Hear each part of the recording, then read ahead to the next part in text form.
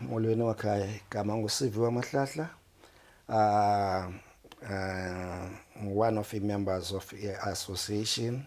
and one of the members of cluster and cluster one and one of the members ward based forum business forum ePaka ward 11. Benibawela manu responda to kule voice note ijikelezayo kaMkhuluwa and a couple of abantu including nami ndiyibonile but xa ndifumana kusasa I understand what different ngabanye abantu and mhlawumbi ke ibimele uba ndiyiclarifya kuMkhuluwa but uthathe ke uDaGeps wayithatha wazoyifaka apho on social media and social media ndi more vocal kuyo kakhulu so and abantu abalapha ku social media but they want to know uba kwenzeka ntoni na so I want to clarify one this clarification endiyikhuphayo apha it's not about ulandika udisrespecta umkhuluwa uDaGeps ndikhula naye ka5 uhlala up on the back row apha endlini ka5 I think number yakwabo ngo80 something yasendlini ngo109 kwa5 so umkhuluwa wami and we joined the association ngenxa yoba kukho yena khona ngenxa yoba thina sizi-SMMEs besingakwazi uphathana and besingakwazi uhandlishana kakuhle so when we saw igama lakhe we saw umuntu onokwazi usincedisa onokwazi usinqanqada asilungise xa siphume ecaleni and the reason why I'm doing this voice note I feel like umkhuluwa misinformed yena we understand and misinformed nje uthatha the information ayiva nge-executive yakhe of which the same executive lena ke ngoku iyenze uba sibe kulo mlo today which is the information ayifumanayo ifumene from uKat uMvuyisi uSikhwera and those are the executive members ezine interest ebezihamba with the other wife elapha lena esithi there are two wifers ezixabanisayo apha which is uElita kunye noHightech so on our side kweli cala ke belilwela uba uElita makangene xa ndithetha on our side besi contest against uMvuyisi noKat major person ebephambili benguKat cause ebe-actor ebesima as xa ethethela i-association athethe as a sector head of association whereas umbono uba ubias and uzama uphushela the needs of ulandika uHightech and siyibona kuba okay apha there are two companies ezozisiwifa kwezi ward which is ward 11 12 14 42 so i-contestation yethu ibe phaya cause uKat ufuna uba part of ubenefita nathi sifuna ubenefita kwelethu icala but what was wrong was uKat and uSikhwera plus noMvuyisa to use igama le-association you understand when contestwa ke ngokulento lena so they will go to eziwadini bayogoa to meetings or umhlambi bayogoa to ebantwini besithi bona they are representing association whereas ubona ba yes they are representing association as an executive member but on this one they are conflicted you understand ngenxa yoba bane interest kule nto kaHightech cause one why ndisithi they were conflicted ngenxa yoba there were a couple of meetings khona apho uSikhwera plus noMvuyisa behleli khona i-meetings kaHightech kuplano oba bangamkhupha or bangamsusa kanjani or bangangena kanjani kweziwadi uElita avunywa kuyo uElita uzihambile iprocesses zakhe eziwadini and wavunywa ngokhansila wavunywa icommunity but ke I'm not here uthethela ezonto ezo ba uElita uhambe kanjani na and uthina as isitsho up voice note oba sizama or mhlambi mna bendisithi ndiyi-representative kaElita I never in one incident apho kulandika ndisitsho khona uba I'm representing I'm always staying uba the SMME efuna ubenefita with the program kaElita yo-installa i-fiber apha eziwadini and indaba ye-representation kaElita ikhutshwe iphume from kwa-ward 11 apho ebithethwa ngugeketso khona sithi uSwitch umele ntoni ngaba urepresent uElita okanye uzimele as SMME, of which kwa Ward 11 umzi he was the one wayithetha nayo neLondon Eye community. It was umzi wayithetha nabo over the phone as uLande as a presenter indaba kaElita kubo as Ward 11. So eyoba ke ngoku now ndimele amaqala ndaphuma phakathi kulo meeting sithi izonenza umsindo, let me leave. So ndiyabawela mani kwinto ezazisiweyo phaya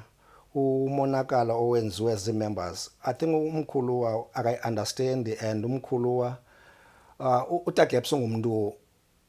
obatrustayo abantu abalapha ecangkwakhe and ungubomuntu obaprotectayo abantu abalapha ecangkwakhe and ndifilisha like he's ignoring the truth, you understand, or he's taking a biased stand kulento lena, you understand, about lento iqhubekayo or lo lento kuthiwa ngumlo of which ingengomlo lo ingxabano yenzekayo apha kwifiber cause i-executive members zakhe which is uSquare, umvuyisi, uLando, uKat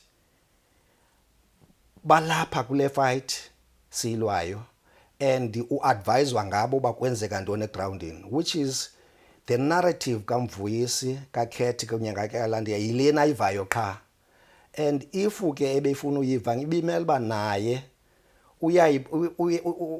babeke ecaleni athathe abanye abantu ke abaneutral abalapha ku-executive or mhlambe even outside executive ayimamelisise kakuhle because his members, executive members, are conflicted apha kule fight. Athathe a neutral person or asibize sizothetha naye oba why silwela olu hlobo ile ndaba le. And now the narrative ayikhuphayo yoba ifight esayithini or violence instilwa city, that's a narrative ekhutshwa ngolandi ngokheke ngolandi ngoKat plus noSquare oba osifiji ngabo abaqhekeza umbutho, osifiji ngabo abalandikayo abalwayo or instilla violence. Okay, ndibawela umthatha apho kule ndaba yeviolence. We were at Ward 14 mkhuluwa sisizama uLandi after sivunyiwe ngumkhansila wakhona wamakuqala installation kaElita sa appointwa iSMMEs zaka Ward 14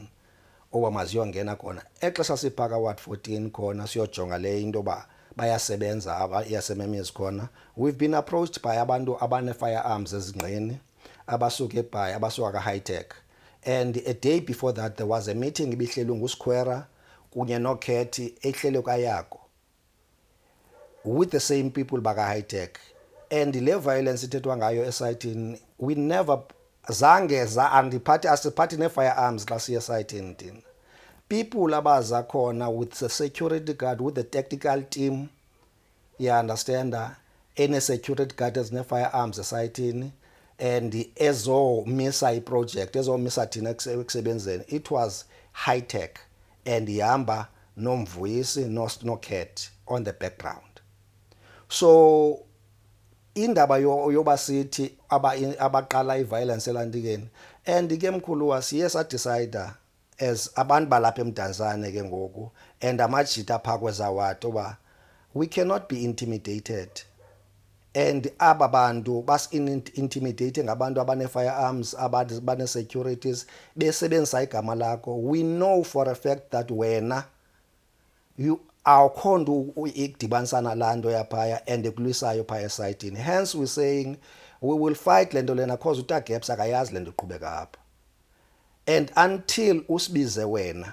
uya-understand uyi-understand apha kuthi uba yintoni le iqhubekayo. And xa sakuxelela khona e-airport kulena ke i-meeting because it's a terminology, the reason why nsithi uthathi ulandika umamela i-narrative yabo, the terminology yoba we were intimidated elandikeni or airport, that's a terminology esetyenziswayo that is spreading around espreadwa ngabo. The terminology of uSviji representative of uthe uye urepresenta uElita, that's the terminology esetyenziswa ngabo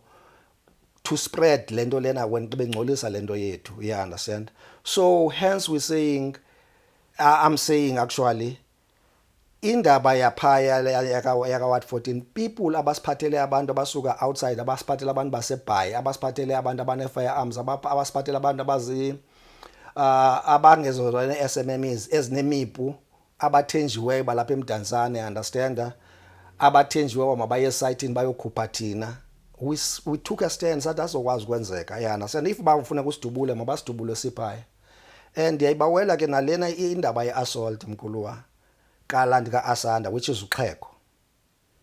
le assault oba ubethelwe indaba efiber ayiyonyane mkhuluwa at all uxheko ko ward 11 akakhole akayeyona part of ifiber and ifight or ubethwa kaxheko highway ise court njengoba sithena nawe ngoku but to briefly ukuxelela uba uyayazi obiqalele phi na it's been 10 years uyanasena ndi verbal abuse wayilantwana and xa iziswa apha kuni everyone ebeyihleka oba hayi myeke we understand hayi amyeke uyaraka malantwana sifeji and when iabuse ifikele to a stage oba ndidikwe ndimqhwabe ngempama wahamba oyobamba now ithathwa idityaniswa kule into and not you can ask any SMME yalapha eMdantsane ubuzo ba how Asanda uthetha kanjani ngam indaba ye respect indaba yohloniphana it's been thrown out of the window by ward 11 by ilandika iBCMBA when it comes to indaba kaAsanda sinixelele oba lentwana it's been abusing me and it's been using igama lami and now that kubeko ifikelele to the point oba ndimqhwabe ngempama and people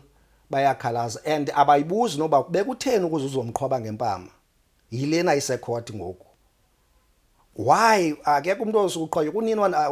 wayenza lantwana lanto and kule point kutheni iyo triggerisha oba and ibe kudala wayenza ndimyeka ndim-ignorisha but kule game why de yafikelela bayilandika nile isecourt khona ningezoyicela apha ya understand so indaba yeassault yakhona and naleni assault khange baxelele kakuhle emkhuluwa oba ngubani lona uhlatyiweyo ka40 kwalandiyeni ka42 ebesenza ntoni iSMME ayo SMME at all ithug yaphaka 42 esetyenziswa ziSMME zaka42 that's a narrative okungakhange uyifumane emkhuluwa and ndifilisha like we understand kule into having ukhupha statement esilohlobo esine narrative e1 and le narrative uyixelelwa iexecutive yakho conflicted to the same fight eyenzekayo on the ground it's a little bit unfair kum it's a little bit unfair to kwisidima sam it's a little bit unfair to understanding yabantu oba kwenzeka ntoni on the ground cause uthatha le narrative yabo and uzoyikhupha khona of which ke awukwazi enye awunayo mhlawumbe mandize ndibeke lo hlobo awunayo enye narrative because akwazanga usimamela thina kwelethu icala oba kwenzeka ntoni on the ground we were waiting for wena uzosibiza sikuxelela uba kwenzeke ntoni na why we took a stand and uya khona ke kwindaba yelandikeni bra kwindaba yelandika ye-cluster why we took a stand on the day that usithi kuthiwa i-executive ye-BCMBA will be hosting i-meeting ezothetha malunga no-Elita plus no-Hightech elandike into it's because the same people the same executive yakho that is conflicted to this violence yiyo ezoxoxa the same executive that has taken stand sika Hightech yiyo ezoxoxa now oba makwenzeke ntoni esayitini obvious it's biased whatever bayixoxayo bazoyixoxela for oba uHightech makaqhubha ohlobo labo because nangoku sipha esayitini mkhuluwa elandikeni ka-ward 14 it's the same Hightech the narrative ethi makumiwe usetyenzwa it's the same narrative ekhutshwa nguHightech ngenxa yoba bengenazixhobo zosebenza ngenxa yoba thina siwuleqa umsebenzi kuthiwa mawumiwe kulinde kuxoxwe le into whereas the processes zongena eziwadini without oba bazilandele the processes of approaching uCouncillor and ithathwe le yabisiwe kulandikeni ku-general meeting abahlali bathini about yona without obilandela because the same abahlali they are the one abafuna le ka-Elita but I'm not here for uthetela uLita I'm not representing u-Elita but into endizama ukubonisa yona the reason why we didn't go to la meeting yayise into and we choose oba la meeting leya iyokwenziwa kho siyaxelelwa siyava ba it's about intoni and wena wawuzingazobakho and zange ube khona and yayixoxwa ngababantu ubathumileyo and aba bantu ba biased aba bantu xa sisilwa esayitini or xa kukhwingxabano esayitini bakhwela imoto bahambe with ilandika i-executive or mhlawumbe bahambe with aba bantu ezitaxis bebezazithunywe ngu-high-tech esayitini. So the narrative obasithi abaphathi imipu I never carry any firearm esayitini, I never even esayitini sibethe anyone, but into esiyisimeleyo esayitini mhlawumbe ubuthagari bethu or uqina kwethu or eyona nto eyenza ba ibe iviolence iloba sithi ayizokwenzeka lento nifuna uyenza. You understand oba nisikhuphe esayitini ngenkani. Nathi we belong with sites, we belong apha eMdantsane, we have the right of installing. After we did leyo into mkhuluwa, there was agreement on the site before the meeting lena ilandi ibizwe iBCMPA. High-tech people and Tina on the site we are meeting khona, you understand? Atlanticayo evumelanayo on the side, people that were on the side, SMMs from high-tech, SMMs from Ilita, ethi okay sebenzani nathi asinayo right oba sinistophe, nani aninayo right oba nime phambi kwethu xa sifaka ipali apha, sebenzani olhlobo nethi ke nifumene permission ngayo and nathi sosebenza olhlobo sicinga oba sifumene permission ngayo. And that was agreement. Uqalela izolo uzotsho after that or even na izolo oku siyadibana ne-members ezilandikayo ze-SMMs that are working for high-tech and kuyabuliswana kuyancokolwa, and hence when there was intervention, city intervention is a little bit too late because thina kuyasetyenzwa and the agreement esinayo on the ground oba bayasebenza nathi siyasebenza, there's no beefing at all eyenzekayo esayitini. Ukuya ke khona to indaba ye-SMMs that are bullied out of ilandikeni, uWard 42 unaso istand sayo uba kwenzeke ntoni for uba kube phaya esayitini, because the same SMMs that are fighting for high-tech khona zifuna uzongena uzosebenzela uIlita, and bezilwane eziya zaka-high-tech from kwalandikeni, bezilwane zaka high-tech from ku-Ilita zithi no, you cannot oba nizophinda nithi ke ngoemveni ba nisibona uba siyaplanta nawo ebeni benisithi masingaplanti niphinde nithi nizofuna uzosebenza lapho, but into kaWard 42 ukucacisela le into. But what endiyaziyo mna yileyo ba the information lena uyikhuphayo taGaps mkhuluwa wam ayikho right, and the information i-one-sided ngenxa ba uyifumana only from Koket, kuSquare kunye noMvuyisi aba-conflicted on this fight. With all due respect mkhuluwa, without ukuhlonipha, without ukudelela kulena ifight yalapha or yalapha yefiber, if kuthiwa ifight le ngxabano yenzeka ye-SMMs yefiber, I think uyibambe wrong and I think uyinfonywe wrong, we understand about into eqhubekayo, and ingxaki yilena uba ufumana from kubani kwaba bantu ubathembileyo bakunika the narrative yabo. Hence I'm saying I'm trying to address lena into ba there's no fight or there is no misrepresentation yenziwe nguSiviwe Mahlahla esithi urepresenta uIlita. uIlita uyayazi obihamba kanjani nakamandi uyilandikile kanjani na, and it's just a pity just oba uthi uyineighbor yam uthi ngomkhulwa wam ucaca uba you would choose, you understand, because I'm just a phone call away from kuwe undibiza Switch kwenzeka ntoni, yintoni le ungayiboniyo, and why nizo activate ndiwabona siyongena nizode niyo activate icluster, because we are bullied mkhuluwa from elandikeni, not only eIlita. Let's not talk about Ilita, simbeke ecaleni Ilita. We are bullied by